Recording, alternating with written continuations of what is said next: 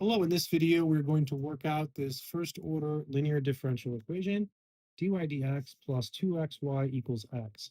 So this is a first order linear differential equation because it has the following form, dy dx plus p of x times y equals f of x.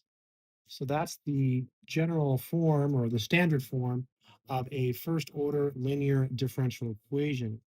So when solving these, the first step is to put it in this form. As you can see here, this problem is already in that form. So this here is our p of x. So our p of x is equal to 2x.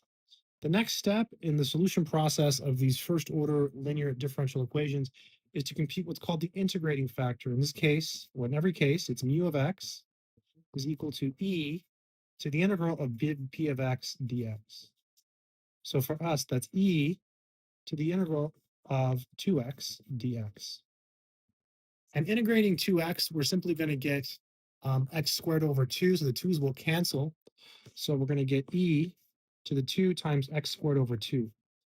These cancel, so you just get e to the x squared. Notice that we omitted the constant of integration. If you include it, it doesn't matter. It's not worth it because it's not necessary because it cancels anyways later. So this is mu of x equals e to the x squared.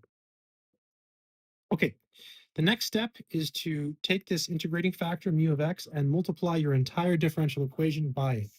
Okay, so multiplying the entire equation, so both sides, by mu of x, it's going to give us e to the x squared dy dx, okay, plus 2x e to the x squared y equals x e to the x squared. And let's just check that we didn't mess up. So we basically took e to the x squared, we multiplied it by each term of our differential equation. So e to the x squared times dy dx, e to the x squared times 2xy, and e to the x squared times x. So this is where the magic happens. This is where things are like, whoa, what happened? So this entire left-hand side becomes the derivative with respect to x of, and it's always going to be your integrating factor times your unknown function. So in this case, our integrating factor is e to the x squared times y. And this is equal to x, e to the x squared. At this point, it's really, really good to check that this is actually correct. And if you're wondering what happened, it's because we multiplied by the integrating factor. That basically, it's a trick that basically makes this look like this. And you can check this using the product rule. Let's check. Recall the product rule says if you have f of x times g of x, you take the derivative. F is your first function, g is your second function. It's going to be the derivative of the first times the second plus the first times the derivative of the second. So in this particular case here, it's the derivative of the first.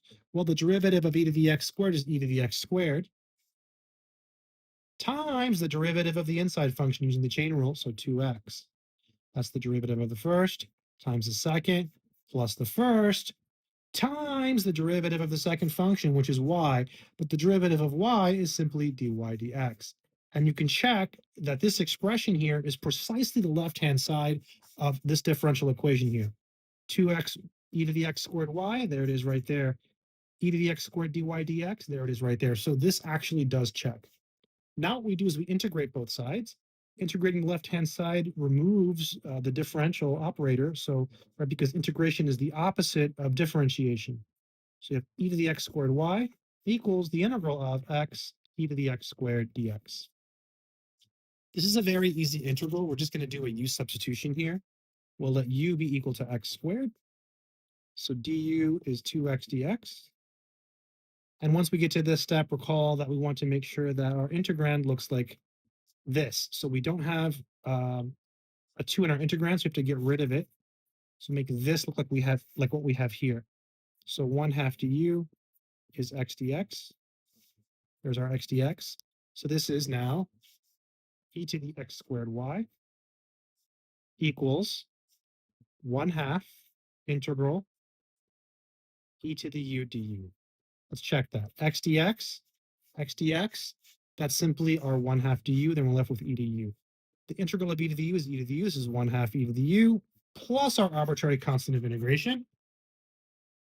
Continuing in this fashion, we have e to the x squared y equals 1/2 e to the, well, what was u? U was x squared plus our constant of integration, capital C. And this is great, right? This is fantastic because now we can divide everything by e to the x squared, right? It's never 0. So we get y equals 1/2 plus c e to the negative x squared. And that would be the final answer to this problem. This is the solution of the differential equation. So pretty cool, right? That's our answer.